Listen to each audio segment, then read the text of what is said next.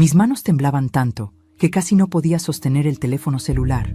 La luz de la pantalla me quemaba los ojos en la oscuridad del estacionamiento, pero no podía dejar de mirar. Las voces salían nítidas del pequeño altavoz, tan claras que parecía que estaban parados justo a mi lado. La voz de mi hijo, la voz de esa mujer y las palabras. Dios mío, las palabras que estaba escuchando no podían ser reales. ¿Estás segura de que funcionará? Era Andrés, mi hijo único, mi razón de vivir durante 34 años. Claro que sí, amor. Son casi idénticas, las pastillas. Mismo color, mismo tamaño. Ella ni siquiera se va a dar cuenta. La voz de Daniela sonaba tranquila, casi alegre. En 2, 3 meses máximo, con su diabetes y la presión alta, el cuerpo no aguanta. Va a parecer natural. Una señora de 61 años, enferma del corazón, nadie va a sospechar nada. El celular se me resbaló de las manos y cayó sobre el pavimento. El sonido del golpe retumbó en mis oídos como un disparo. Sentí que las rodillas se me doblaban. La garzonete, esa muchacha joven de ojos oscuros y manos firmes, me sostuvo por los codos antes de que cayera completamente. Respire, señora Patricia. Respire despacio. Pero, ¿cómo iba a respirar? ¿Cómo iba a seguir respirando sabiendo que mi propio hijo, el niño que había cargado en mis brazos, el bebé que había amamantado durante un año completo, trabajando turnos dobles en el hospital, estaba planeando matarme? El estacionamiento del restaurante Las Acacias olía a frituras y a gasolina. Hacía frío esa noche de abril en Ibagué. Yo había salido del comedor principal furiosa, humillada, con el estómago revuelto después de esa discusión horrible con Andrés. Me había pedido 500,000 pesos prestados. Otra vez. Y cuando le dije que no, que ya no podía seguir manteniéndolo a él y a esa mujer, me había gritado. Delante de las otras mesas, me había llamado egoísta, tacaña, mala madre. Y ahora esto. Ahora sabía que no quería mi dinero prestado. Quería todo. Quería mi casa, mis ahorros, mi pensión, mi vida. Quería que yo desapareciera. Ustedes que me están escuchando ahora mismo, ustedes que tal vez también tienen hijos, nietos, familia que los hace dudar de su propio valor, necesito que entiendan algo. Necesito que sepan que esto que les voy a contar es real. Tan real como el aire que respiran. Tan real como el dolor que a veces sienten en el pecho cuando alguien que aman los traiciona. Dejen un comentario ahora mismo. Escriban de dónde me están escuchando. Escriban su país, su ciudad, porque necesito saber que no estoy sola. Necesito saber que ustedes también han sentido esto alguna vez. Esta sensación de que el mundo se abre bajo tus pies y no hay nada, absolutamente nada a qué agarrarte. Mi nombre es Patricia Montes. Tengo 61 años recién cumplidos. Nací en Líbano, Tolima, pero llevo 40 años viviendo en Ibagué. Soy enfermera jubilada del Hospital Federico Lleras Acosta. Trabajé 35 años en el área de urgencias. 35 años viendo sangre, dolor, muerte, familias destrozadas. 35 años salvando vidas. Y ahora mi propio hijo quería quitarme la mía. Enviudé cuando tenía 29 años. Miguel, mi esposo, era conductor de bus intermunicipal. Una noche de diciembre, volviendo de Bogotá, se quedó dormido al volante. El bus se volcó en la vía cerca de Girardot. Murieron 3 personas, incluido él. Andrés tenía 8 años. Acabábamos de celebrar su primera comunión 2 meses antes. Recuerdo que esa Navidad no hubo árbol en nuestra casa. No hubo regalos. Apenas había comida. La pensión por viudez tardó 6 meses en llegar. Y mientras tanto, yo trabajaba turnos de 12 horas, a veces 16, para pagar el arriendo de una pieza en el barrio Ambalá. Una sola pieza donde dormíamos los dos, Andrés y yo, en una cama de una plaza que había comprado de segunda mano. Lo crié sola, completamente sola, sin ayuda de nadie. Mi mamá ya había muerto. Mi papá vivía en el campo y apenas podía mantenerse él mismo. Mi hermana menor, Carolina, se había ido a vivir a Cali con su esposo y teníamos poco contacto. Los papás de Miguel nunca nos ayudaron. Decían que la culpa del accidente había sido de él, por irresponsable. Entonces fui yo, siempre fui yo. Yo que me levantaba a las 4 de la madrugada para hacer el almuerzo de Andrés antes de irme al hospital. Yo que pagaba las clases de refuerzo cuando le iba mal en matemáticas. Yo que me quedaba despierta hasta la medianoche planchando uniformes ajenos para ganar dinero extra y comprarle los tenis que quería, la bicicleta que tanto me pidió cuando cumplió 11 años, los libros del colegio cada inicio de año. Cuando Andrés cumplió 18 años y quiso estudiar administración de empresas en la universidad, yo saqué un crédito. Pagué su carrera completa. 5 años de semestres, matrículas, libros, transporte. Él nunca trabajó mientras estudiaba. Yo no quise que lo hiciera. «Mijo, usted concéntrese en estudiar», le decía. «Yo me encargo del resto». Y me encargué. Claro que me encargué. Trabajé hasta que me dolían los huesos. Hasta que la columna no me daba más y tenía que tomar analgésicos para poder terminar el turno.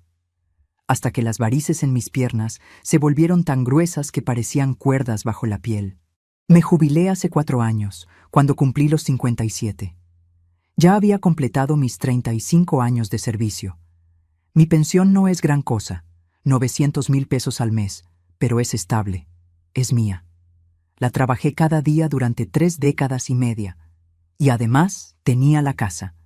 Esa casita de 3 habitaciones en el barrio San Antonio que compré hace 15 años, cuando por fin, después de toda una vida pagando arriendo, pude juntar para la cuota inicial. Terminé de pagarla hace 2 años.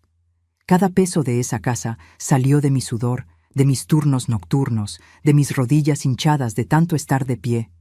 También tenía mis ahorros, 18,200,000 pesos en una cuenta de ahorros en Bancolombia. Cada mes guardaba algo, aunque fuera poco. 50,000 pesos, 100,000, lo que pudiera, durante 35 años. Ese dinero era para mi vejez, para no ser carga de nadie, para poder pagar un tratamiento si me enfermaba, para tener dignidad en mis últimos años. Andrés lo sabía. Él sabía exactamente cuánto tenía, porque yo, ingenua, confiada, se lo había contado. Le había mostrado los estados de cuenta. «Mijo, mire lo que su mamá ha logrado ahorrar. Esto es para estar tranquilos, para cualquier emergencia que tengamos». Emergencia. ¡Qué ironía! La emergencia era él. Después de graduarse, Andrés no conseguía trabajo. O conseguía y duraba 3 meses, 6 meses. Siempre había un problema. Que el jefe era injusto, que los compañeros le tenían envidia, que el sueldo era muy poco. Siempre una excusa. Conoció a Daniela hace 2 años. Ella trabajaba en un almacén de ropa en el centro comercial Multicentro.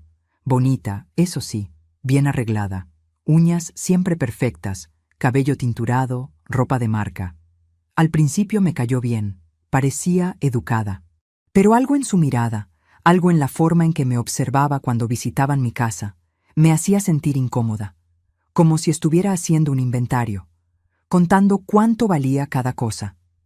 Se fueron a vivir juntos hace 1 año. Andrés dejó su último trabajo 2 meses después. Daniela renunció al almacén porque, según ella, el horario era muy pesado. Y desde entonces los dos vivían de... ¿De qué? De pedirme a mí. Cada semana había una solicitud nueva. «Mamá, necesitamos para el arriendo». «Mamá, se dañó la nevera».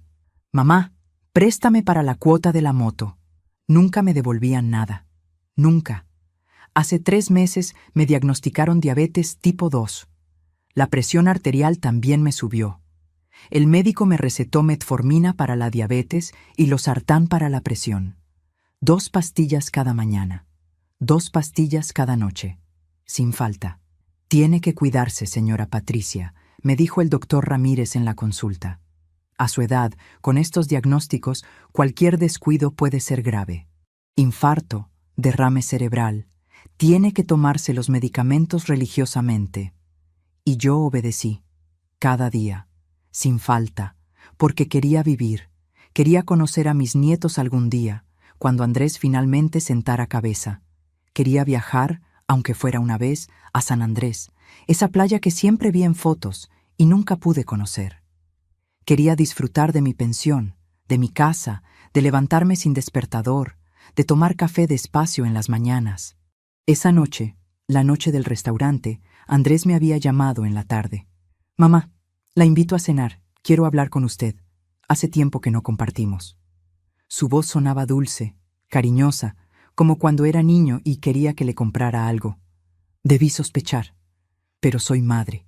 Y las madres somos tontas. Siempre queremos creer que esta vez será diferente, que esta vez nuestros hijos sí nos valoran, que esta vez el amor va a ser suficiente. Me arreglé bonito. Me puse el vestido azul que compré para el matrimonio de la hija de mi vecina. Me pinté los labios. Me eché perfume. Llegué al restaurante Las Acacias a las 7:30 de la noche. Andrés ya estaba ahí, en una mesa cerca de la ventana. Solo. Cenamos. Hablamos de cosas sin importancia. Él estaba encantador. Me preguntó por mi salud, por las vecinas, por mi hermana Carolina. Pidió sancocho de gallina para los dos. Pidió jugo de lulo. Sonreía. Y entonces, en el postre, soltó la bomba. «Mamá, necesito que me preste 500,000 pesos. Es urgente». Sentí que algo se rompía dentro de mí. 500,000 pesos. Otra vez. Siempre lo mismo. «Andrés, no puedo. Ya te he prestado más de 3 millones en el último año. No me has devuelto nada. Mi pensión no alcanza para todo». Su cara cambió. Los ojos se le pusieron fríos, duros. «Usted tiene plata ahorrada, mamá. 18 millones. ¿Qué va a hacer con todo eso? ¿Llevárselo a la tumba?» La gente en las mesas cercanas volteó a mirarnos. Bajé la voz. «Ese dinero es para mi vejez, mijo, para emergencias, para no ser carga de nadie cuando esté más viejita. Yo soy su hijo, yo soy su emergencia». Se paró de la mesa bruscamente. La silla raspó el piso con un ruido horrible. «Usted es una egoísta. Toda la vida diciéndome que me ama, pero cuando de verdad necesito su ayuda, me da la espalda». Y se fue. Así nomás. Me dejó ahí sentada, con la cuenta sin pagar, con las lágrimas rodándome por las mejillas, con la vergüenza quemándome la cara, mientras los demás comensales me miraban con lástima. Pagué. Agarré mi cartera. Tomé mi celular de la mesa y salí caminando rápido hacia el estacionamiento, aguantándome las ganas de llorar hasta estar sola, hasta que nadie más pudiera ver mi humillación. Y fue ahí, en la puerta, cuando apareció ella, la garzonete. Una muchacha joven, tal vez 25 años, de pelo negro amarrado en una cola, delantal blanco manchado de salsa. Señora Patricia, espere, olvidó su celular». Pero yo ya lo tenía en la mano. Se lo mostré, confundida. Ella se acercó más, me miró a los ojos y susurró tan bajito que casi no la escuché. «Su hijo está en la mesa del fondo, con una mujer. Están hablando de usted. Hay cámara de seguridad ahí. Tiene que ver esto». Y ahora estoy aquí, en este estacionamiento frío que huele a aceite quemado, con el celular de esta muchacha en mis manos temblorosas, escuchando a mi hijo planear mi muerte como quien planea unas vacaciones. ¿Y si sospecha algo? La voz de Andrés sonaba nerviosa en la grabación. «No va a sospechar. Andrés, tu mamá confía en ti. Tú mismo me dijiste que deja los medicamentos en la mesita de noche. Podemos cambiarlos cualquier día que vayamos a visitarla. Ella ni siquiera revisa. Se toma lo que sea que esté en el frasco. ¿Y si alguien pide autopsia? Amor, tu mamá tiene 61 años, tiene diabetes, tiene presión alta. El médico mismo le dijo que tiene que cuidarse o le puede dar un infarto. Si le da un infarto, ¿quién va a sospechar? Vas a heredar todo. La casa está en una zona que se ha valorizado mucho. Fácil vale 150 millones y tiene como 18 millones ahorrados. Podemos vender todo e irnos a vivir a Cartagena, abrir un negocio. Vivir bien, vivir sin preocupaciones». Silencio, un silencio largo. Y entonces la voz de mi hijo, apenas un susurro. «Está bien, hagámoslo». La garzonete apagó el video. Me miró con ojos llenos de dolor. «Le pasó a mi abuela», dijo con voz quebrada. «Por eso trabajo aquí, para observar estas mesas, para ayudar cuando puedo». Yo no podía hablar. No podía mover. Sentía el cuerpo entero congelado, como si me hubieran sumergido en hielo. Mi hijo, mi bebé. El niño al que le canté canciones de cuna durante noches enteras cuando tenía fiebre. El niño que me abrazaba y me decía, «Eres la mejor mamá del mundo» cada vez que le compraba algo. Ese niño quería matarme. La garzonete sacó su propio celular. «Vamos a llamar a la policía. Ahora». Pero yo apenas podía respirar. Apenas podía sostenerme de pie. El mundo daba vueltas. Las luces del estacionamiento se volvían borrosas. ¿Cómo había llegado hasta aquí? ¿Cómo una vida entera de sacrificio, de amor, de entrega absoluta terminaba así? En un estacionamiento oscuro, descubriendo que tu único hijo, tu única familia, prefería verte muerta. No tenía respuesta. No tenía nada. Solo un dolor tan profundo, tan completo, que sentía que me estaba ahogando en él. Y lo peor, lo que más me destrozaba en ese momento, era una pregunta que no podía sacarme de la cabeza. ¿Qué hice mal? La policía llegó 20 minutos después. 2 agentes jóvenes, un hombre y una mujer, que me miraron con esa mezcla de lástima y profesionalismo que yo misma había visto tantas veces en el hospital cuando llegaban casos difíciles. La garzonete, que me dijo que se llamaba Luz Marina, les mostró el video de la cámara de seguridad. Les explicó todo. Yo apenas podía hablar. Me senté en el capó de un carro que no era mío y dejé que ella contara mi historia porque mi garganta estaba cerrada, como si alguien me hubiera apretado el cuello con las 2 manos. «Necesitamos que usted presente la denuncia formal, señora», me dijo la agente, una muchacha de unos 30 años con el pelo recogido en un moño apretado. «Con este video tenemos evidencia de conspiración para cometer homicidio, pero usted tiene que declarar. Declarar contra mi propio hijo. Ponerle nombre y apellido a esta pesadilla. Pero antes de llegar a esa comisaría, antes de firmar esos papeles que convertirían a Andrés en un criminal ante la ley, mi mente se fue para atrás, para muy atrás, porque necesitaba entender.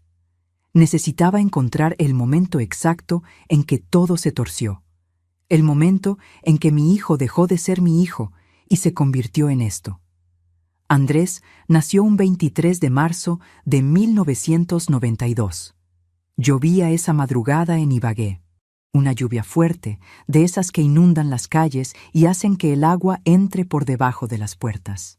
Miguel me llevó al hospital en su bus, el mismo bus en el que moriría 8 años después.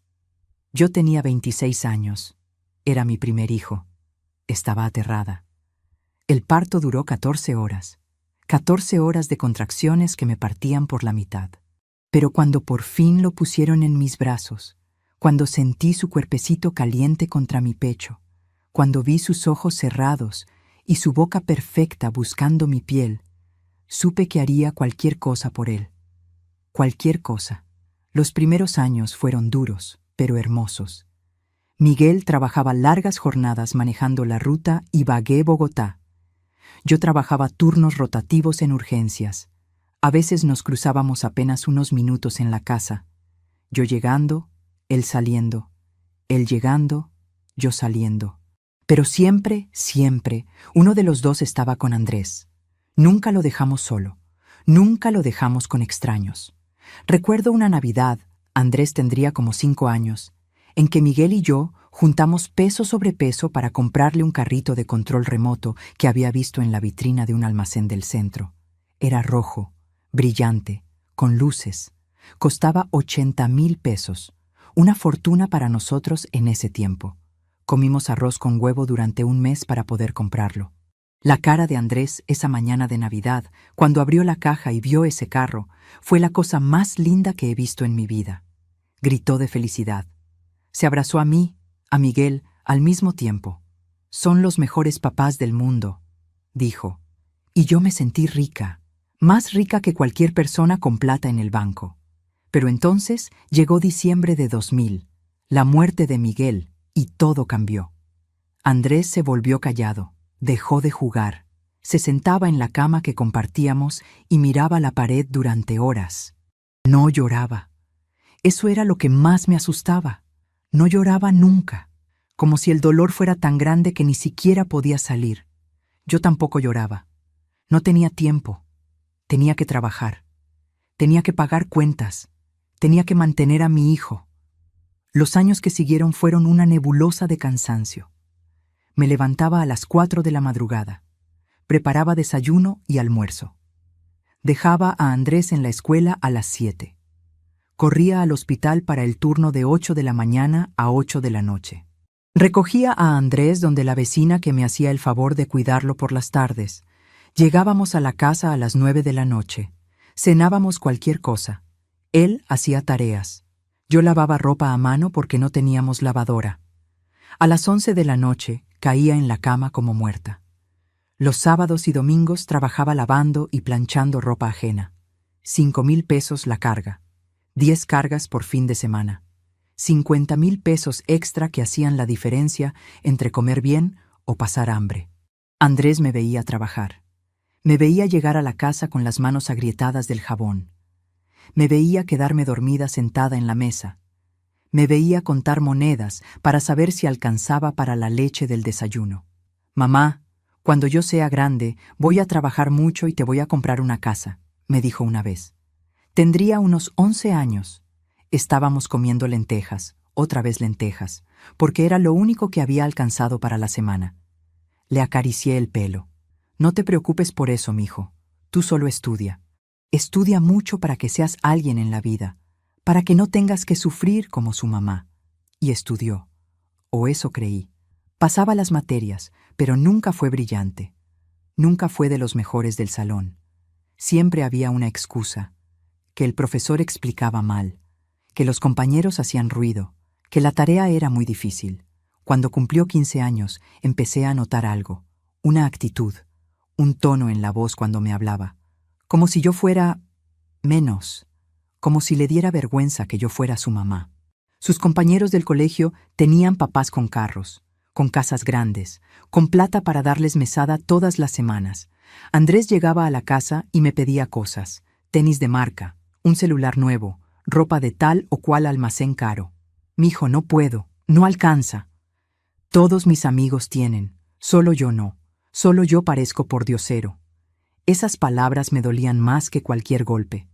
Pero yo lo entendía, o quería entenderlo. Era un adolescente.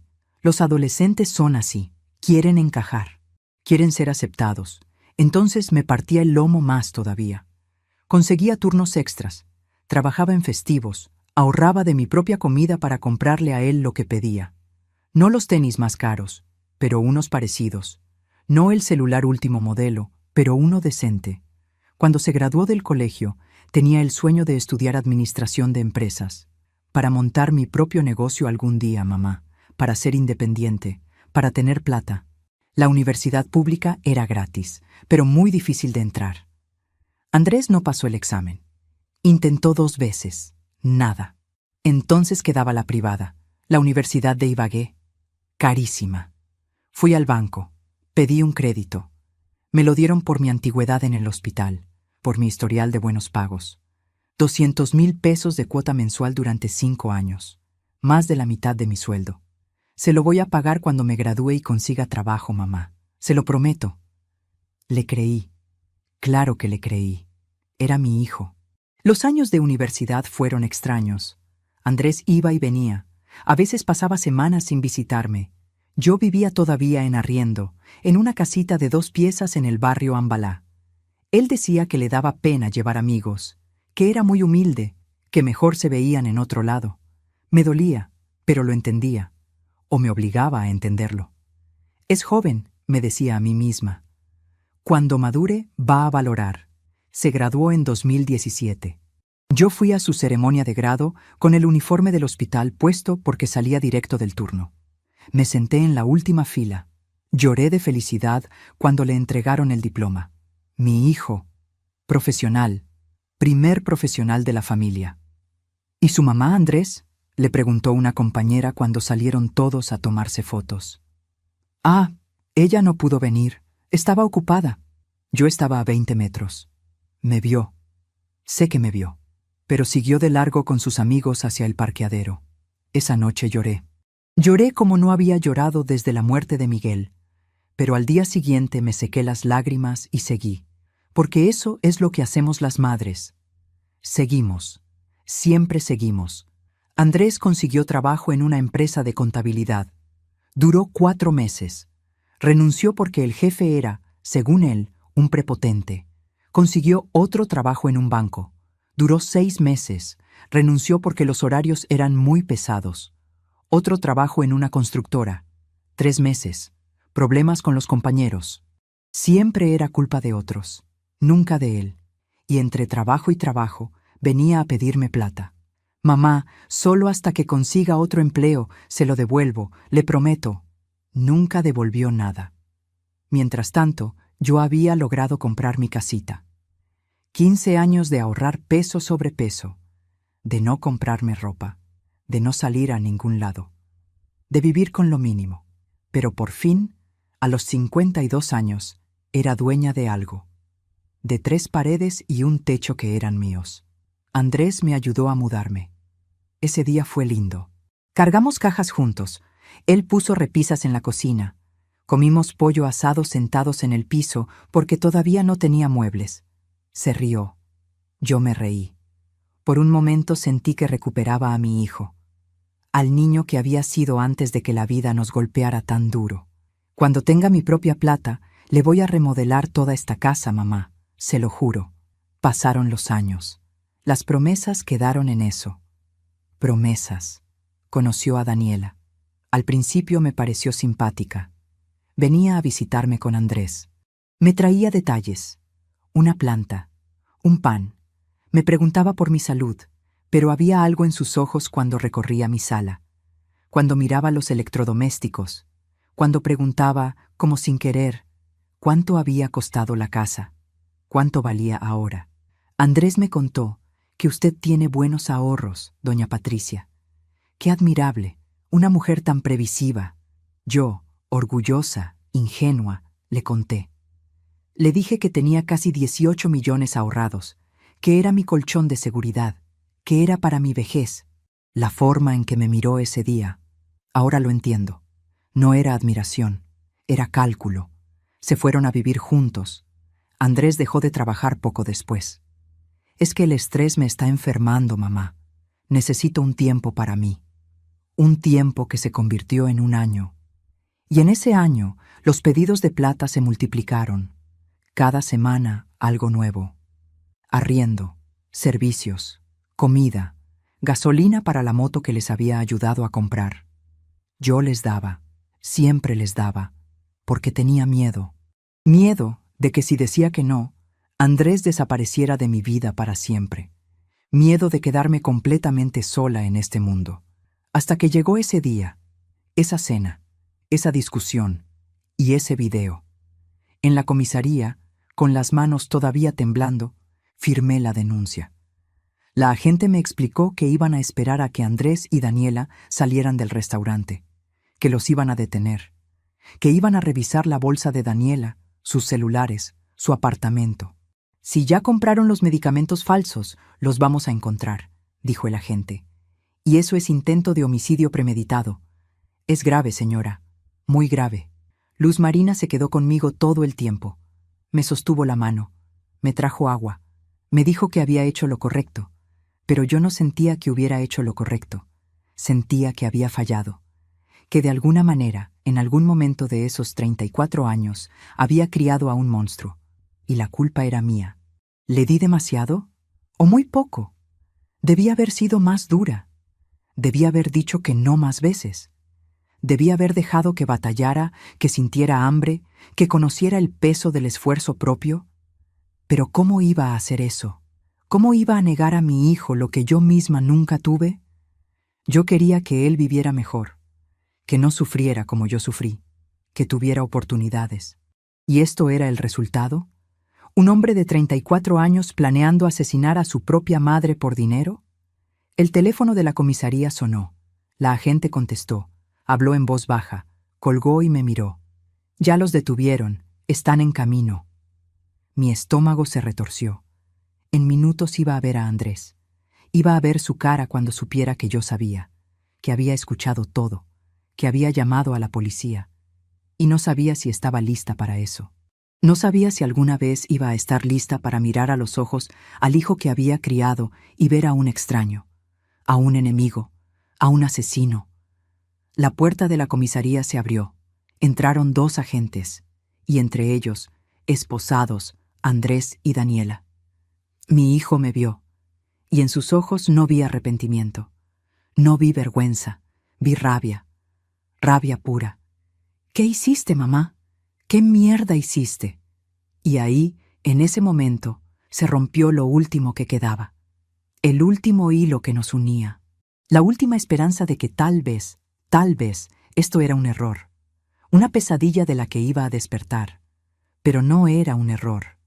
Era real. Y mi hijo, mi único hijo, me odiaba por haber elegido mi propia vida sobre su codicia.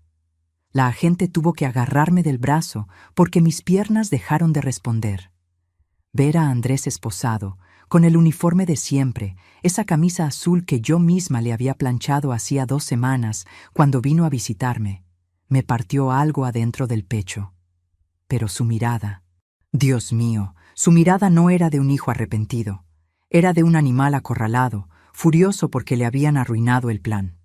«Señora Patricia, siéntese», me dijo la agente, acercándome una silla de plástico. Pero yo no podía sentarme, no podía moverme.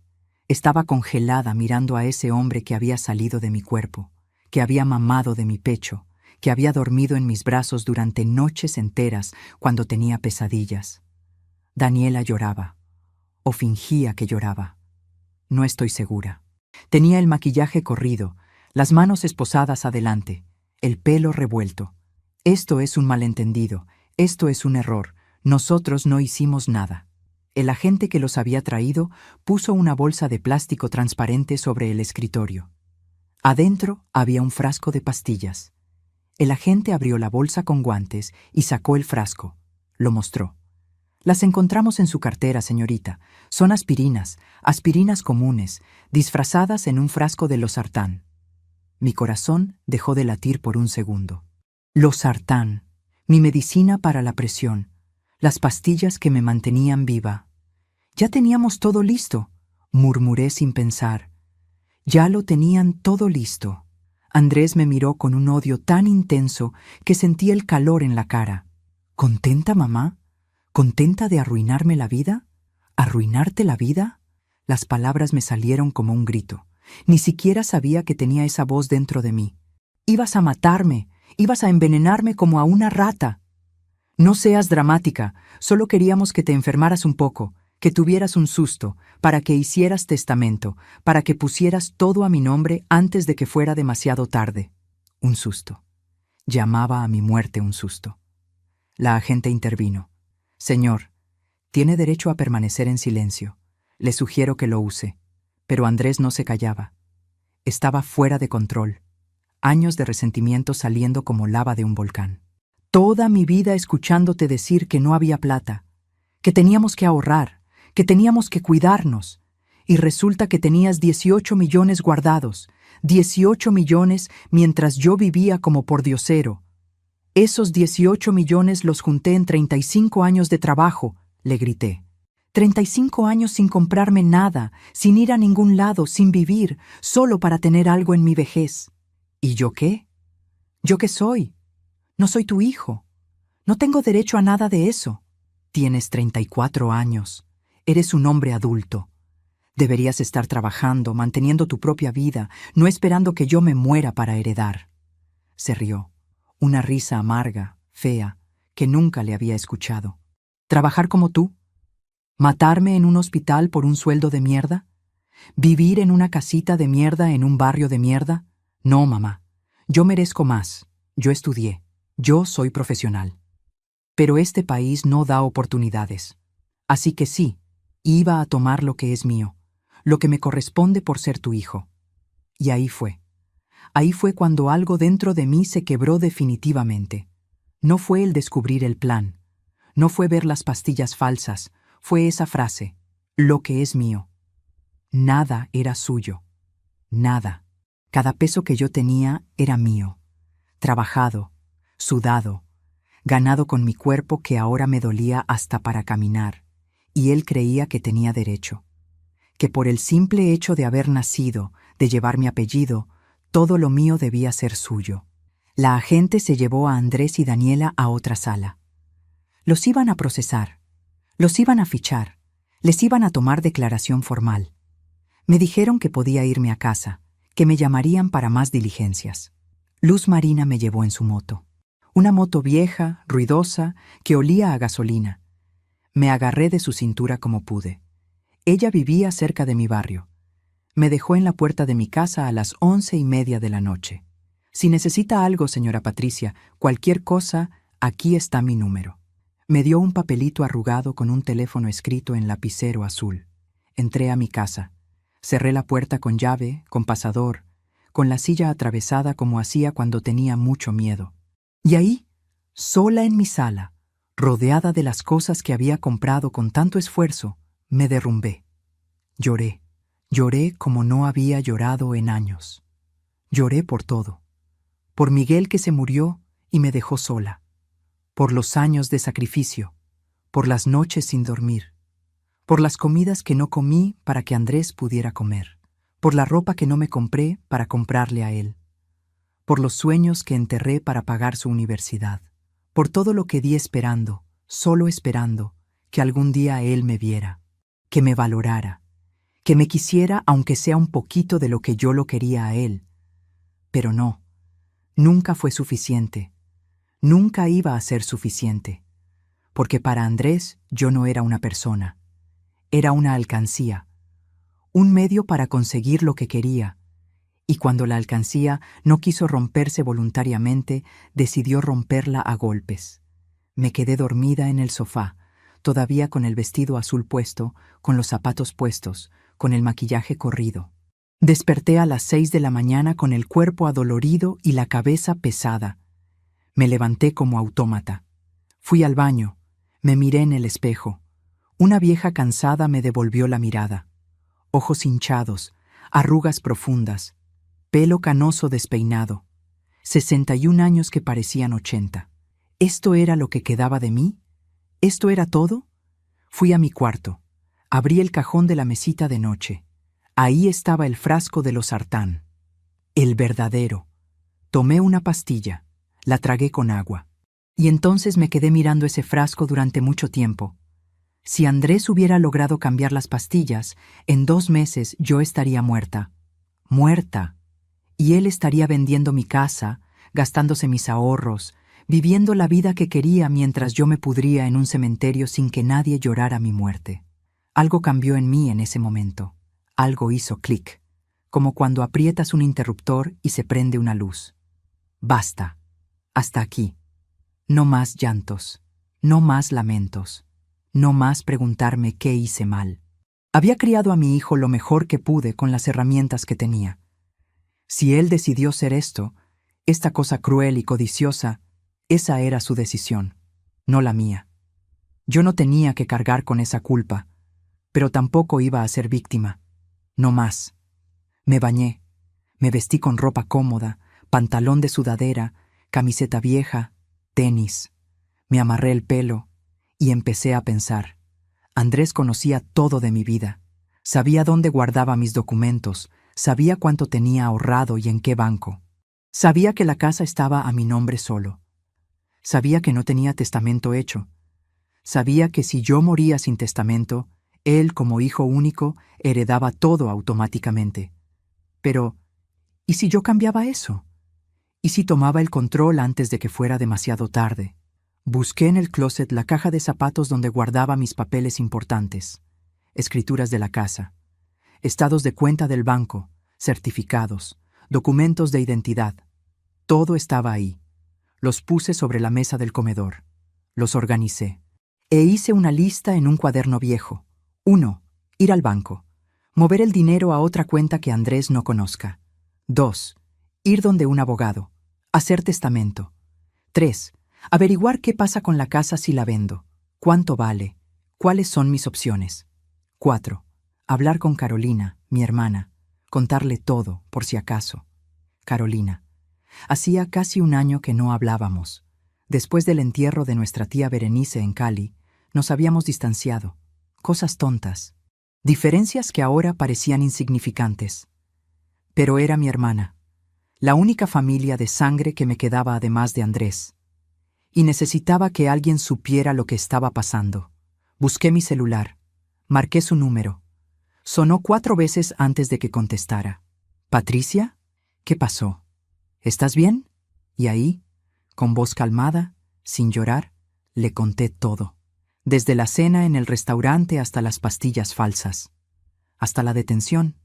Hasta las palabras de Andrés en la comisaría. Carolina se quedó en silencio durante varios segundos. Después escuché su voz quebrada. «Ese desgraciado, ese hijo de puta. Patricia, tienes que protegerte, tienes que asegurar todo. Lo sé, por eso te llamo. Necesito que sepas, por si algo me pasa. No te va a pasar nada. Ese par de malnacidos van a ir presos. Pero igual, haz lo que tengas que hacer. Y si necesitas venirte para Cali unos días, aquí está tu casa. Mi esposo y yo te recibimos con los brazos abiertos». Colgué sintiéndome un poco menos sola, un poco menos perdida. Eran las 8 de la mañana de un sábado. Los bancos abrían a las 9. Tomé desayuno, café con pan. Tomé mis pastillas, las verdaderas, y salí de mi casa con mi cartera, mis documentos y una determinación que nunca había sentido antes. En el bus hacia el centro, mirando por la ventana las calles de Ibagué que conocía de memoria, pensé en todas las veces que había dicho que sí cuando quería decir que no. Todas las veces que había dado cuando no tenía. Todas las veces que había aguantado humillaciones, groserías, desprecios, solo por no perder a Andrés. Pero ya lo había perdido. Tal vez nunca lo tuve realmente. No de la forma en que una madre quiere tener a un hijo, con amor, con respeto, con reciprocidad. Y si ya lo había perdido, entonces no tenía nada más que perder. Llegué al banco a las 9:05 de la mañana. Saqué número para atención al cliente. Esperé media hora sentada en esas sillas incómodas de plástico, viendo a la gente entrar y salir, haciendo fila, viviendo sus vidas normales mientras la mía se caía a pedazos. Cuando me llamaron, me atendió una muchacha joven de unos 25 años. Le expliqué que quería abrir una cuenta nueva y transferir todos mis ahorros ahí. Que la cuenta vieja la dejara abierta pero vacía. «¿Algún problema, señora?», me preguntó con esa amabilidad profesional de los empleados de banco. «Problemas familiares», dije simplemente. No hizo más preguntas. Me ayudó con todo el papeleo. En una hora, mis 18.200.000 pesos estaban en una cuenta nueva que solo yo conocía. La tarjeta me llegaba en 5 días hábiles a la dirección que yo indicara. «Mándemela al banco. Yo vengo a recogerla aquí». No quería que llegara nada a mi casa. No sabía si Andrés tenía llaves. No sabía si en algún momento, cuando saliera de la cárcel, intentaría entrar, romper, buscar, robar. Salí del banco sintiéndome más liviana. Primer paso dado. Mi plata estaba a salvo. Ahora venía lo segundo, el testamento. Recordé que la vecina de la casa de al lado, doña Cecilia, tenía un hijo abogado. Le había ayudado con un problema de escrituras hacía un tiempo. Volví a mi casa. Toqué la puerta de doña Cecilia. Me abrió con su delantal de flores puesto, oliendo a arepa recién hecha. «Ay, Patricia, mi niña, ¿qué pasó? Se ve terrible». Y le conté. No todo, solo lo necesario. Que había tenido problemas serios con Andrés. Que necesitaba hablar con un abogado urgente. Me dio el teléfono de su hijo. «Llámelo ahora mismo. Dígale que va de mi parte». Llamé. Me dio cita para el lunes en la mañana. 2 días. 2 días para pensar qué iba a hacer con mi testamento. A quién le iba a dejar mi casa. Mis ahorros. Mi pensión no se podía heredar. Eso lo sabía. Pero lo demás, sí. Se lo dejaba a Carolina, a alguna institución de caridad, a la iglesia, al hospital donde trabajé tantos años. No lo sabía todavía. Pero lo que sí sabía era esto. Andrés no iba a ver ni un peso mío. Nunca. Me senté esa noche en mi comedor con un plato de sopa que apenas probé. Afuera llovía. Una lluvia suave que golpeaba contra las tejas. Y en el silencio de mi casa, rodeada de los muebles que había comprado de a poco durante años, sentí algo nuevo. No era felicidad. Todavía no. El dolor seguía ahí, profundo, sangrante, pero era algo parecido a la paz de saber que había tomado una decisión, que había dejado de ser pasiva, que había dejado de esperar que Andrés cambiara, que me quisiera, que me valorara. Ya no esperaba nada de él. Y esa ausencia de expectativa, dolorosa como era, también era liberadora. Por primera vez en 34 años iba a vivir para mí, solo para mí. Y eso, descubrí, daba más miedo que cualquier cosa que hubiera enfrentado antes. Pero también daba fuerza. El lunes a las 9 de la mañana estaba sentada en la oficina del abogado. Se llamaba Ernesto Villamil. Tenía unos 40 años, traje gris, escritorio ordenado, y me ofreció café que acepté solo para tener algo que hacer con las manos mientras le contaba mi historia. Escuchó todo sin interrumpir. Tomaba notas en una libreta amarilla. Cuando terminé, se quitó los anteojos y los limpió con un pañito que sacó del bolsillo. Señora Patricia, lo que su hijo intentó hacer es gravísimo. Usted hizo bien en denunciar. Ahora, hablemos de proteger su patrimonio. Me explicó que podía hacer testamento dejando mis bienes a quien yo quisiera. Que Andrés, aunque era mi hijo único, no tenía derecho automático a heredar si yo dejaba constancia por escrito de otra voluntad. Me habló de legitimarios, de porción conyugal, de términos legales que me sonaban a idioma extranjero. Pero lo importante lo entendí. Yo podía decidir. Era mi derecho. ¿A quién quiere dejarle sus bienes? Me quedé callada. Había pensado en eso durante todo el fin de semana. Carolina era la opción obvia. Pero ella tenía su vida armada, su esposo tenía buen trabajo, no necesitaba mi casa ni mis ahorros. Pensé en doña Cecilia, mi vecina, pero ella también tenía hijos que la cuidaban. Y entonces pensé en Luz Marina, esa muchacha que me había salvado la vida, que trabajaba de garzoneta para pagar sus estudios, que había perdido a su abuela de la misma forma que yo casi pierdo mi vida, que me había agarrado del brazo en ese estacionamiento y me había dicho, usted no está sola. Quiero dividirlo, dije despacio, la mitad para mi hermana Carolina, un cuarto para una fundación que ayude a ancianos maltratados, y el otro cuarto para una muchacha que se llama Luz Marina Ortiz. El abogado anotó, vamos a necesitar los datos completos de las personas. Y le recomiendo que, además del testamento, haga una escritura pública donde declare que usted está en pleno uso de sus facultades mentales, que no está siendo coaccionada, y que esta es su voluntad libre y espontánea, por si su hijo intenta impugnar el testamento después, cuando yo ya no estuviera, cuando ya no pudiera defenderme. Hágalo todo, lo que sea necesario. Salí de esa oficina 3 horas más tarde con copias de documentos, con citas para la notaría, con una lista de cosas que tenía que conseguir. Me dolía la cabeza, me dolían las piernas. Pero seguí. Esa misma tarde me llamó la fiscalía. Era un fiscal joven, el doctor Parra, asignado al caso. Me dijo que Andrés y Daniela habían sido dejados en libertad después de la audiencia de imputación de cargos, pero con medidas restrictivas. No podían acercarse a mí. No podían llamarme. Tenían que firmar cada semana en el juzgado. Tenían que esperar el juicio. ¿Cuánto puede tardar eso? Meses, tal vez un año. El sistema judicial es lento, señora Patricia, pero la evidencia es sólida. El video, las pastillas falsas, todo está documentado. Van a ser condenados. Un año de saber que Andrés estaba afuera, libre, tal vez planeando otra cosa, tal vez buscando la forma de acercarse, de hacerme daño. ¿Y si intentan contactarme? Llame inmediatamente a la policía. Es violación de las medidas cautelares. Vuelven a la cárcel de inmediato. Colgué sintiéndome apenas un poco más tranquila. Apenas. Los días siguientes fueron una nebulosa de trámites. Notaría. Firmas. Testigos. Copias. El testamento quedó listo el viernes.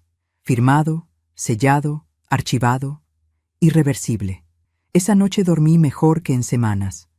Pero el sábado en la mañana sonó mi teléfono. Número desconocido. No contesté. Volvió a sonar. Otra vez. 5 llamadas seguidas. Después empezaron los mensajes de WhatsApp.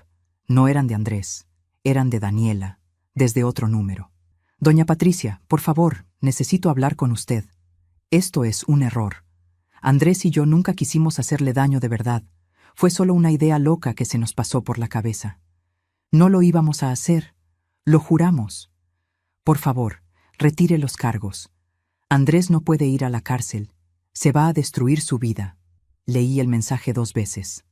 Sentí la rabia subirme por la garganta como bilis. ¿Retira los cargos? ¿Después de que planearon matarme? ¿Después de que compraron las pastillas falsas? ¿Después de todo? No contesté. Bloqueé el número. Pero siguieron llegando mensajes. De otros números. Siempre Daniela. Rogando, llorando, amenazando. Si Andrés va a la cárcel, usted se va a quedar sola, completamente sola. ¿Quién va a cuidarla cuando esté vieja? ¿Quién va a visitarla en el hospital cuando se enferme? ¿Quién va a llorar en su entierro? Esas palabras me dolieron más de lo que quería admitir. Porque era verdad. Si Andrés iba preso, yo no tenía a nadie más aquí en Ibagué. Carolina estaba en Cali. Las vecinas eran amables, pero no eran familia. Iba a estar sola. Pero prefería estar sola que muerta. Llamé al fiscal. Le mandé capturas de pantalla de todos los mensajes. Es acoso, señora Patricia. Voy a pedir que les revoquen la libertad. No llegó a tanto. Pero les ampliaron las restricciones. Nada de contacto indirecto tampoco. Nada de terceros. Nada. 2 semanas después de la detención, doña Cecilia tocó mi puerta. Tenía cara de preocupación. Patricia, hay un señor preguntando por usted en la tienda de don Mario. Dice que es familiar suyo, que necesita hablar urgente. Mi corazón se aceleró. ¿Cómo es? Joven, alto, bien parecido, ojos claros. Andrés. Era Andrés. Si vuelve a aparecer, no le diga nada. No le diga si estoy o no estoy, y llame a la policía. Doña Cecilia asintió con los ojos muy abiertos. ¿Tan grave es? Más grave de lo que se imagina. Andrés no estaba respetando las medidas. Estaba buscándome, rondando el barrio, preguntando. Me encerré en mi casa durante 3 días. Solo salía temprano en la mañana a comprar lo necesario. Volvía rápido. Cerraba con llave, con pasador, con la silla. Miraba por la ventana cada vez que escuchaba un ruido en la calle. Vivir así era un infierno. Entonces tomé otra decisión. Una que me dolió casi tanto como todo lo demás. Llamé a Carolina. ¿Sigue en pie tu oferta? ¿Puedo ir a quedarme contigo un tiempo? Por supuesto. ¿Cuándo llegas? En 3 días. Necesito arreglar unas cosas acá primero. Lo que necesitaba arreglar era la casa. Mi orgullo. Mi único logro material en 61 años de vida. Llamé a una inmobiliaria. Vino un señor de unos 50 años con maletín y calculadora. Recorrió la casa. Midió. Tomó fotos. Hizo números. En este barrio, una casa como esta, en estas condiciones, puede valer entre 140 y 160 millones de pesos. Hay mucha demanda. La vendemos rápido. 160 millones. 15 años de mi vida valían 160 millones. ¿Cuánto se tarda? Si ponemos buen precio, 1 mes, 2 máximo. Póngala en venta. El señor sacó papeles. Los firmé todos. Le di copia de las escrituras. Me dijo que empezaba a publicar el lunes. Esa noche empaqué 2 maletas con ropa, una caja con fotos, documentos importantes, las pocas joyas que tenía.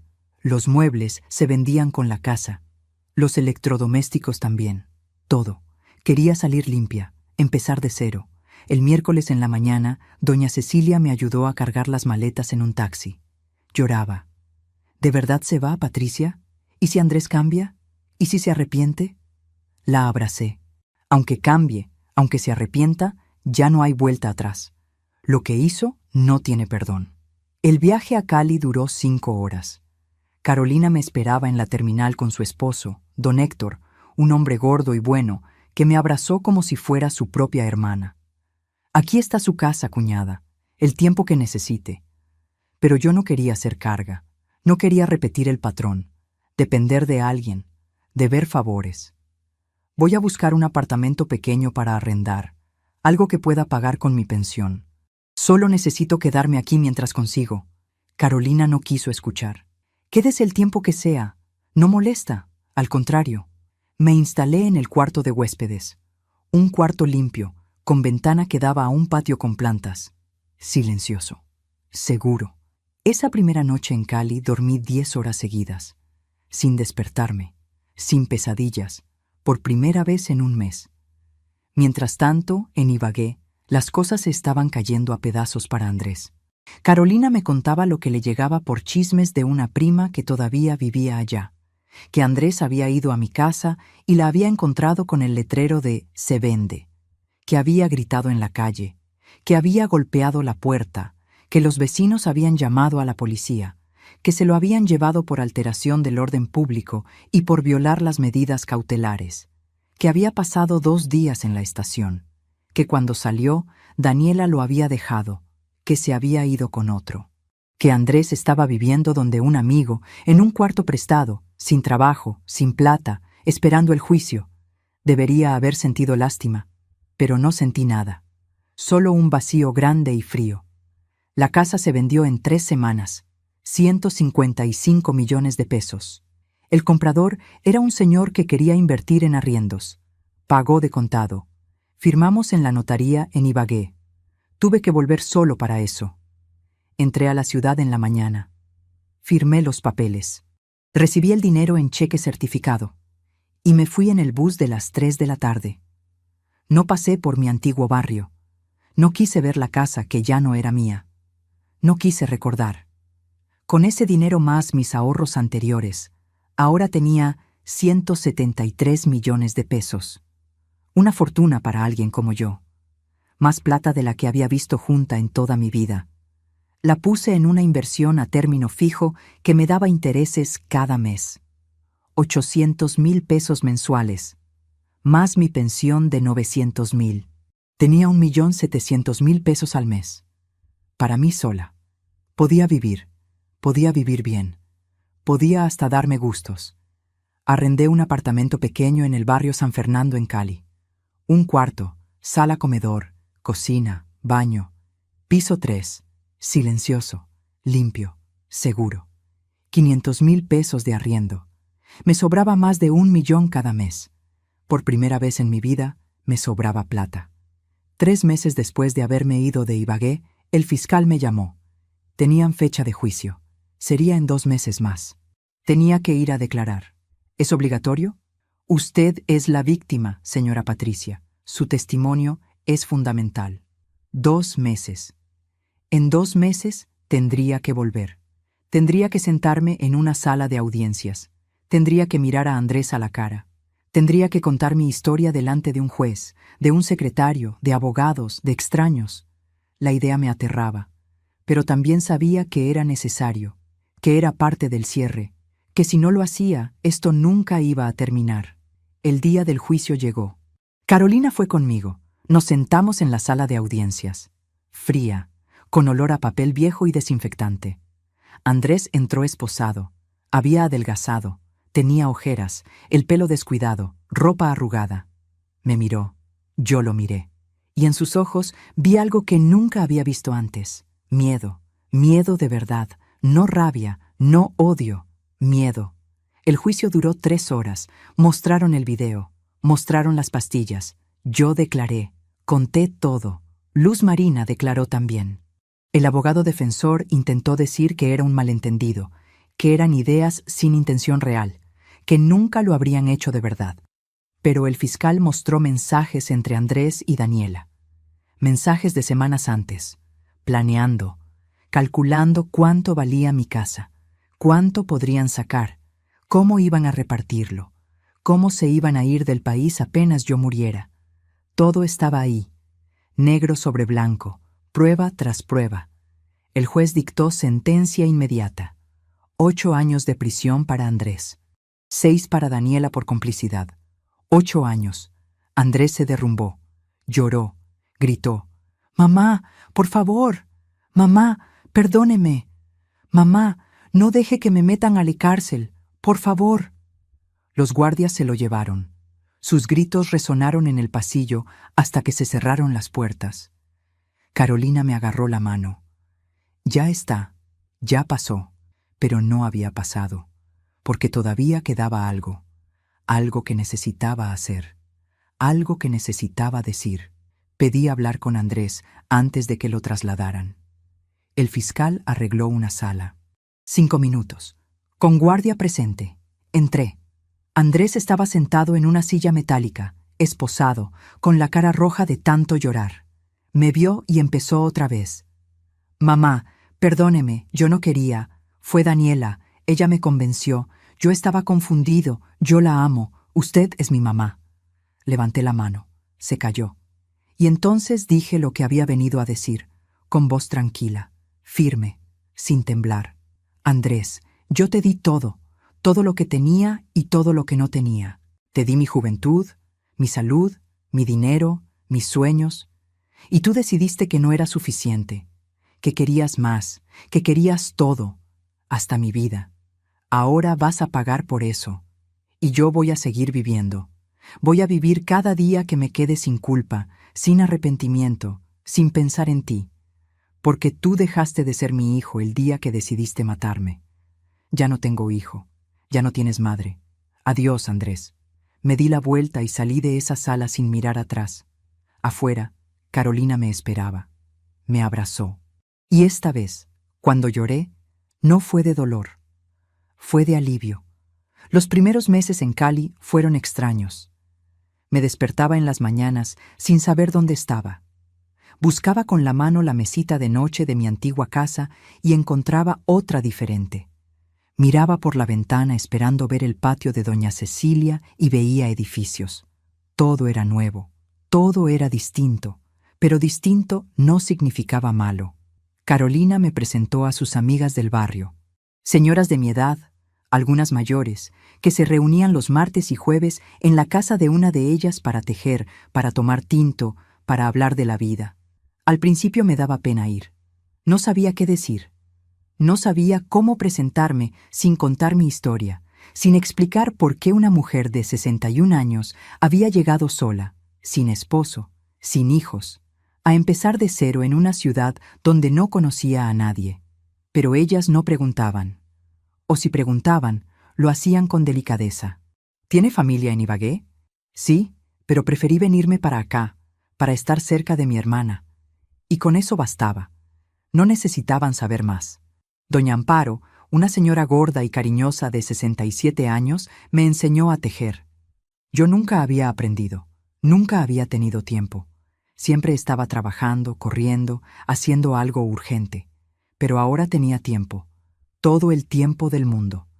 Mis dedos, deformados por la artritis, torpes al principio, aprendieron a manejar las agujas. Aprendieron a seguir el patrón. Hice mi primera bufanda en 2 semanas. Era fea, dispareja, con huecos, pero era mía.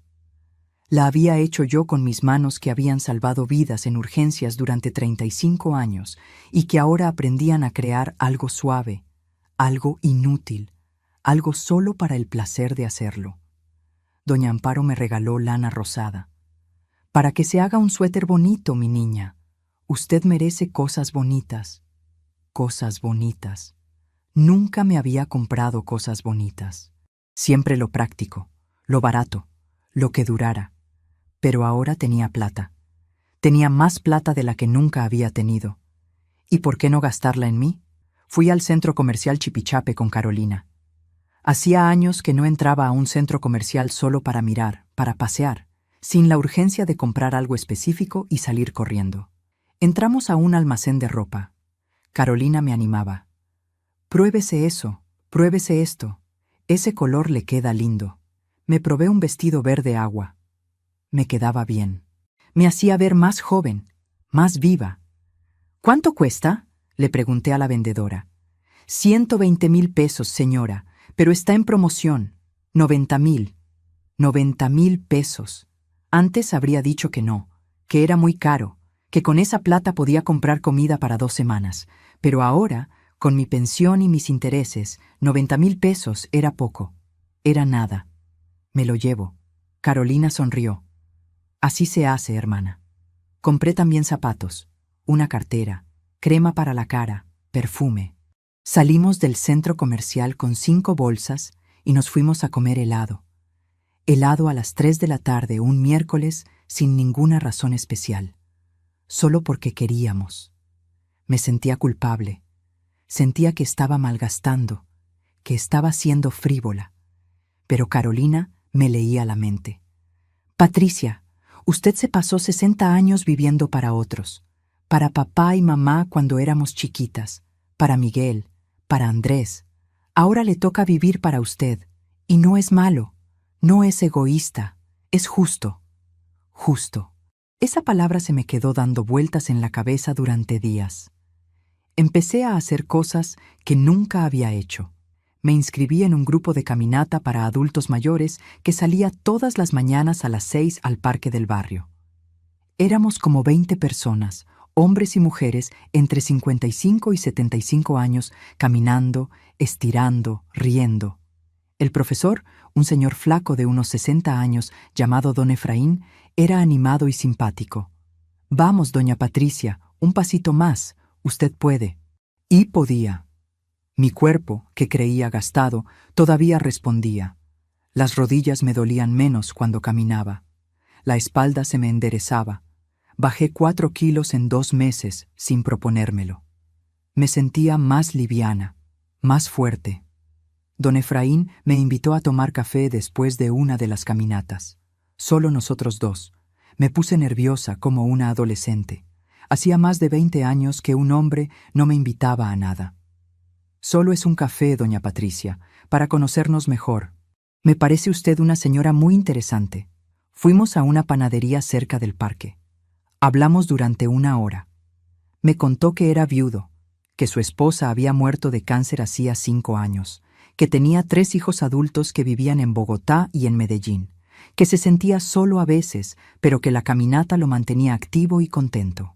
Le conté mi historia. No todo. Solo lo necesario, que era viuda también, que había tenido un hijo pero que la relación se había roto, que estaba empezando de nuevo en Cali. No me juzgó, no me tuvo lástima, solo asintió. Empezar de nuevo a nuestra edad es difícil, pero también es valiente. Nos hicimos amigos, solo amigos, sin presiones, sin expectativas, pero era lindo tener a alguien que me preguntara cómo estaba, que se acordara de mi cumpleaños, que me guardara un pan de bono de los que vendían en la panadería porque sabía que me gustaban. Mientras yo construía esta vida nueva, tranquila, casi feliz, Andrés se hundía. Carolina seguía recibiendo noticias de Ibagué por la prima. Andrés estaba en la cárcel La Picota en Bogotá. Lo habían trasladado ahí porque en Ibagué no había cupo. Estaba en un pabellón común. Compartía celda con otros 5 hombres. Dormía en un camastro de metal. Comía lo que le daban. La prima había ido a visitarlo una vez por lástima. Dijo que estaba irreconocible, flaco, pálido, asustado, que lloraba todo el tiempo, que decía que no aguantaba más, que se quería morir. Daniela estaba en la cárcel de mujeres El Buen Pastor, también en Bogotá. No habían vuelto a hablar. Ella le echaba la culpa a él le echaba la culpa a ella. Los dos decían que eran inocentes. Los dos decían que el otro los había obligado. Me contaban esto esperando que yo sintiera algo. Lástima, culpa, remordimiento. Pero no sentía nada. A veces me asustaba mi propia frialdad. ¿Qué clase de madre era yo que podía escuchar que su hijo estaba sufriendo en una cárcel y no sentir ni una punzada en el pecho? ¿Me había vuelto de piedra? ¿Me había quebrado algo fundamental adentro? Hablé de eso con doña Amparo una tarde mientras tejíamos. Ella era sabia. Había criado 6 hijos. 2 la visitaban seguido. 1 a veces. 3 nunca. 1 le había robado. Otro le debía plata que nunca le pagó. Pero ella seguía viva. Seguía riendo. «Mi niña, una cosa es ser madre y otra cosa es ser tapete. Los hijos no son propiedad nuestra, son personas. Y si esa persona decide hacernos daño, tenemos derecho a protegernos. No es falta de amor, es amor propio». Amor propio. 2 palabras que yo no había practicado nunca. 6 meses después del juicio, recibí una carta del abogado de Andrés. Decía que Andrés quería verme, que estaba arrepentido, que necesitaba mi perdón para poder seguir viviendo, que por favor considerara visitarlo en la cárcel. Rompí la carta, la tiré a la basura. 2 semanas después llegó otra, y otra, siempre lo mismo. Andrés rogando, Andrés sufriendo, Andrés necesitando, y yo sin responder, hasta que llegó una carta distinta, escrita a mano, con letra temblorosa, de Andrés mismo. Mamá, sé que no merezco nada de usted, sé que lo que hice no tiene perdón, pero necesito que sepa que todos los días pienso en lo que le hice, en cómo la lastimé, en todo lo que usted me dio y cómo yo lo tiré a la basura. No le pido que me perdone, no le pido que me visite, solo le pido que sepa que lo siento, que daría cualquier cosa por regresar el tiempo y no haber escuchado a Daniela, por haber sido el hijo que usted merecía. Pero no puedo, y voy a vivir con eso hasta el día que me muera. La quiero, mamá, aunque no me crea, aunque no le importe, la quiero. Leí esa carta 3 veces, y lloré. No de tristeza, no de arrepentimiento, sino de algo más complicado, de duelo, de despedida, de cerrar una puerta que nunca se iba a volver a abrir. Le escribí una carta de vuelta, una sola, la última. Andrés, recibí tu carta. Entiendo que estás arrepentido, entiendo que estás sufriendo, pero eso no cambia lo que hiciste. No cambia que planeaste matarme, que compraste las pastillas, que estabas dispuesto a verme morir para quedarte con mi plata. Yo te perdoné, no por ti, por mí. Porque cargar odio es muy pesado, y yo ya cargué suficiente en esta vida. Pero perdonar no significa olvidar, no significa que volvamos a tener relación. Tú tomaste tus decisiones. Ahora vive con las consecuencias. Yo voy a vivir con las mías. Y mis consecuencias son libertad, paz y una vida sin miedo. Ojalá algún día encuentres lo mismo. Adiós. Mandé la carta, y sentí que algo se cerraba dentro de mí, como una herida que por fin dejaba de sangrar. 8 meses después de haberme mudado a Cali, Luz Marina me llamó. Había conseguido mi número con el fiscal. Me pidió disculpas por buscarme. No se disculpe, mi niña. ¿Cómo está? Bien, doña Patricia. La llamo para contarle algo. Conseguí beca para estudiar enfermería en la universidad pública. Empiezo el próximo semestre. Se me llenaron los ojos de lágrimas. ¡Qué alegría, Luz Marina! ¡Qué alegría tan grande! Es gracias a usted. Después de lo que pasó, después de ayudarla, sentí que era mi camino, ayudar a otros, como usted hizo durante tantos años. Le conté del testamento, que ella estaba ahí, que si a mí me pasaba algo, ella recibiría una parte de mi herencia para terminar sus estudios, para empezar su vida. Lloró. Yo lloré. 2 mujeres que apenas se conocían, pero que estaban unidas por algo más fuerte que la sangre, por haber elegido hacer lo correcto cuando era más fácil mirar para otro lado. 1 año después del juicio, en marzo, el mes en que Andrés cumplió 35 años de edad, yo cumplí 62. Carolina me hizo fiesta. Invitó a las amigas del barrio, a don Efraín, a su esposo, a los vecinos. Llenaron mi apartamento de globos, de comida, de música. Me cantaron el cumpleaños feliz. Me regalaron cosas lindas, una planta, un libro, un chal tejido a mano. Soplé las velas de la torta, 62 velitas. Pedí un deseo. ¿Qué pidió doña Patricia?, preguntó don Efraín. Sonreí. Que cada año que me quede sea mío, completamente mío. Después de que se fueron todos, Carolina y yo nos quedamos recogiendo, lavando platos, guardando la comida que había sobrado. ¿Es feliz, hermana?, me preguntó de repente. Me detuve. Pensé, ¿era feliz? No era la felicidad que había imaginado cuando era joven. No era la felicidad de tener familia grande, nietos, una casa llena de ruido y amor. Era una felicidad más pequeña, más silenciosa, más solitaria. Pero era felicidad. Sí, le dije. Creo que sí. Esa noche, sola en mi apartamento, me senté en la sala con una taza de aguapanela caliente. Afuera llovía suave. Adentro estaba calientico. Tenía el estómago lleno de torta y sancocho. Tenía el corazón lleno de voces amigas, de risas, de abrazos. Miré alrededor. Mi apartamento pequeño, mis muebles sencillos comprados de a poco, mis plantas en la ventana, mi vida armada con retazos nuevos sobre ruinas viejas. No era mucho, pero era mío. Y por primera vez en 62 años, nadie me lo podía quitar. Nadie me podía robar esta paz. Nadie me podía hacer sentir que no era suficiente. Porque yo era suficiente. Siempre lo había sido. Solo que ahora, por fin, lo sabía. Tomé un sorbo de aguapanela, cerré los ojos y sonreí.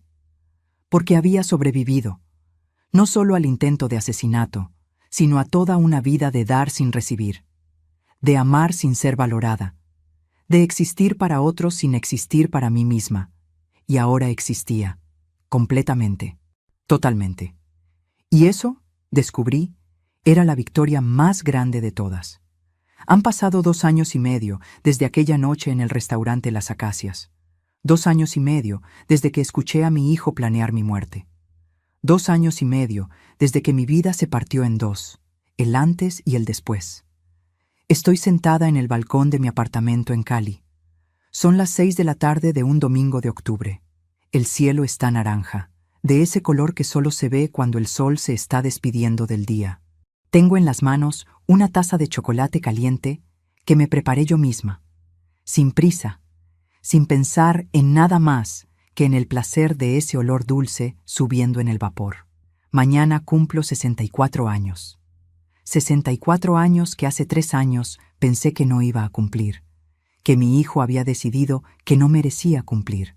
Pero aquí estoy, viva, respirando, sintiendo el aire fresco de la tarde en la cara. Don Efraín viene subiendo las escaleras, lo escucho antes de verlo. Siempre silba cuando sube. Una canción vieja que no sé cómo se llama, pero que ya reconozco. Trae una bolsa de la panadería. Buenas tardes, doña Patricia. Le traje pan de bonos recién hechos, todavía calienticos. Sonrío. Don Efraín y yo seguimos siendo solo amigos, pero es un amigo que me trae pan de bonos, que me acompaña al médico cuando tengo cita, que se sienta conmigo los domingos a ver las noticias y a comentar lo mal que está el mundo. Y eso, descubrí, es más valioso que muchas otras cosas. Pase, don Efraín. Hay chocolate, le sirvo. Nos sentamos en el balcón, comemos pan de bonos, tomamos chocolate, hablamos de la semana, de la caminata de mañana, de la nueva señora que se unió al grupo y que habla hasta por los codos. Nos reímos, reír, algo tan simple, tan normal, que durante tanto tiempo no hice. Cuando don Efraín se va, me quedo sola otra vez, pero la soledad ya no me asusta como antes, porque entendí algo fundamental. Estar sola no es lo mismo que estar abandonada. Estar sola puede ser una elección. Puede ser paz. Luz Marina viene a visitarme cada 2 meses. Ya va en 3er semestre de enfermería. Le está yendo bien. Me cuenta de sus clases, de sus prácticas, de los pacientes que ve en el hospital. Tiene los ojos brillantes cuando habla. Los mismos ojos brillantes que yo tenía cuando empecé en urgencias hace más de 40 años. Usted es mi inspiración, doña Patricia, me dijo la última vez que vino. Cuando me canso, cuando pienso que no puedo más, pienso en usted, en todo lo que vivió, en cómo se levantó. Y sigo. No sé si merezco ser inspiración de nadie, pero me gusta pensar que mi historia, con todo su dolor, puede ayudar a alguien más, puede darle fuerzas a otra persona que está pasando por lo mismo. Hace 6 meses recibí otra carta de Andrés, la última que he recibido. Decía que lo habían trasladado a una cárcel en Ibagué por buen comportamiento, que estaba trabajando en la panadería de la cárcel, que estaba estudiando por correspondencia para terminar una especialización, que había encontrado apoyo en un grupo religioso que visitaba a los internos, que estaba cambiando. Decía que entendía si yo nunca quería verlo, que respetaba mi decisión, pero que si algún día lejano, yo sentía que podía escucharlo, él estaría esperando. No le respondí esa carta, pero tampoco la rompí. La guardé en un sobre junto con la otra. Tal vez algún día las lea de nuevo. Tal vez algún día, cuando esté más vieja, más cerca del final, sienta la necesidad de cerrar ese círculo de otra forma. O tal vez no. Tal vez estas cartas guardadas sean suficiente. Evidencia de que él intentó, de que yo elegí cuidarme, de que ambos seguimos caminos separados, y eso está bien. No sé qué va a pasar con Andrés cuando salga de la cárcel. Le quedan todavía 5 años y medio de condena. Para ese entonces yo tendré 69 años. Él 40. Toda una vida por delante todavía. A veces pienso en él. No puedo evitarlo. Es mi hijo. Por más que haya cortado el vínculo, por más que haya puesto límites, la memoria está ahí. El bebé que fue, el niño que cargué, los momentos buenos que sí existieron antes de que todo se pudriera. Pero pensar en él ya no me duele como antes. Ya no me quita el sueño. Ya no me hace sentir culpable. Porque entendí algo que me tomó 61 años aprender.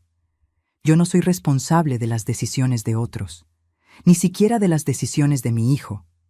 Él es un adulto. Tomó sus decisiones. Yo tomé las mías.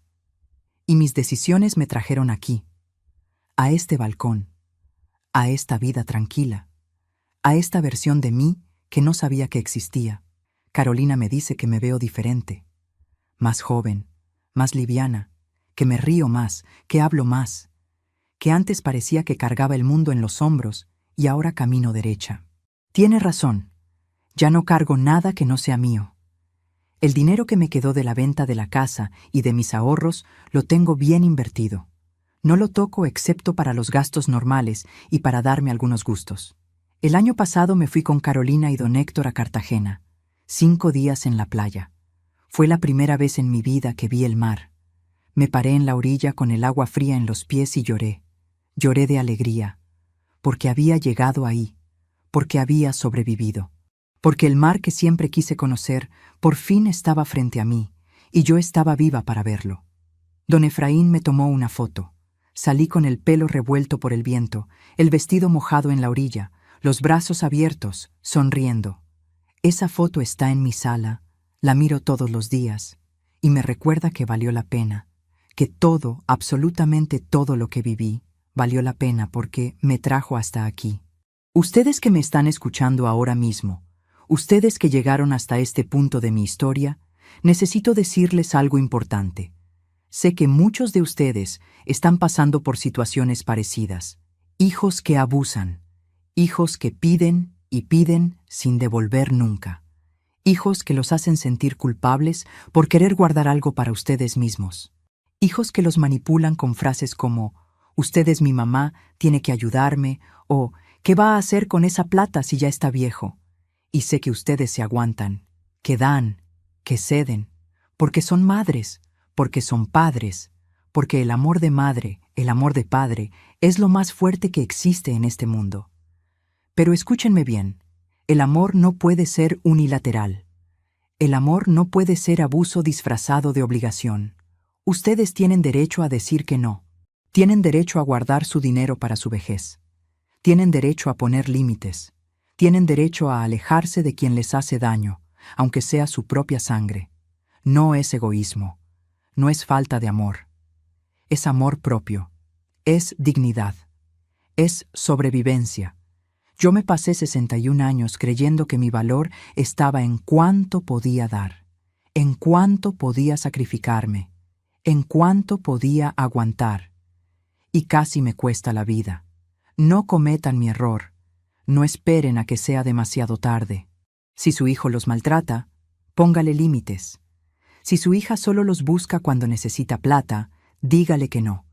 Si sus nietos los usan como niñera gratis, sin siquiera un gracias, hablen. Si sus familiares creen que porque ustedes son viejos ya no tienen derecho a decidir sobre su propia vida, demuéstrenles que se equivocan. Ustedes trabajaron toda la vida, criaron hijos, construyeron lo que tienen. Es suyo.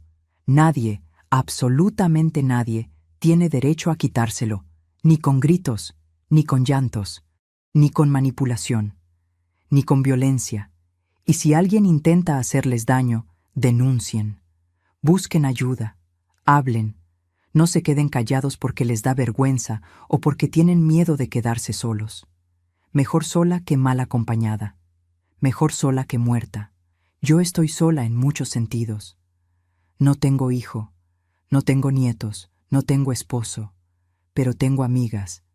Tengo a mi hermana, tengo a don Efraín, tengo a Luz Marina, tengo mi apartamento, tengo mis caminatas, tengo mis pan de bonos de los domingos, tengo mi chocolate caliente en el balcón viendo el atardecer, tengo mi vida. Y es una vida que vale la pena vivir. Si mi historia les sirvió de algo, si sintieron que no están solos, si se vieron reflejados en algo de lo que conté, les pido un favor. Dejen un me gusta en este video. Ayuda a que más personas lo vean, a que más madres, más padres, más abuelos sepan que no están solos, que hay salida, que se puede sobrevivir. Suscríbanse al canal. Aquí vamos a seguir contando historias reales, de personas reales que pasaron por cosas difíciles y salieron adelante. Historias que necesitan ser escuchadas. Cuenten su propia historia en los comentarios. No tienen que dar nombres, no tienen que dar detalles, pero escriban, aunque sea una línea. A mí también me pasó. Yo también puse límites. Yo también sobreviví. Porque cuando compartimos, cuando hablamos, le quitamos poder al silencio. Y el silencio es lo que protege a los abusadores. Compartan este video con alguien que lo necesite. Esa amiga que siempre se queja de su hijo, pero no hace nada. Ese vecino que ustedes saben que está sufriendo. Esa prima que se dejó quitar la casa por los hijos y ahora vive arrimada. Mándenles este video. Tal vez sea el empujón que necesitan para actuar. Mañana cumplo 64 años. Y voy a celebrar. Voy a hacer torta. Voy a invitar a mis amigas. Voy a reírme. Voy a soplar las velas y voy a pedir el mismo deseo que pedí el año pasado y el anterior. Que cada año que me quede sea mío. Y ustedes que me escucharon hasta el final, ustedes que se tomaron 1 hora y media de su día para oír la historia de una vieja que casi muere por amar demasiado, les deseo lo mismo. Que sus años sean suyos, que su plata sea suya, que su casa sea suya, que su paz sea suya, que su vida sea suya. Porque ustedes se lo merecen. Trabajaron por ello, sufrieron por ello, lucharon por ello. No dejen que nadie se los quite, ni siquiera su propia sangre. Yo soy Patricia Montes, tengo 64 años, soy enfermera jubilada, soy viuda, soy madre de un hijo que traicionó mi confianza de la peor forma posible. Soy hermana, soy amiga, soy tejedora, soy caminadora, soy sobreviviente y soy feliz. Contra todo pronóstico, a pesar de todo, soy feliz. Y ustedes también pueden serlo. Solo tienen que elegirlo. Elegirse a ustedes mismos. Aunque sea por primera vez en la vida, nunca es tarde. Gracias por escucharme. Gracias por estar ahí. Gracias por existir. Nos vemos en la próxima historia. Cuídense mucho. Y recuerden, ustedes valen. Siempre han valido. Siempre valdrán. No lo olviden.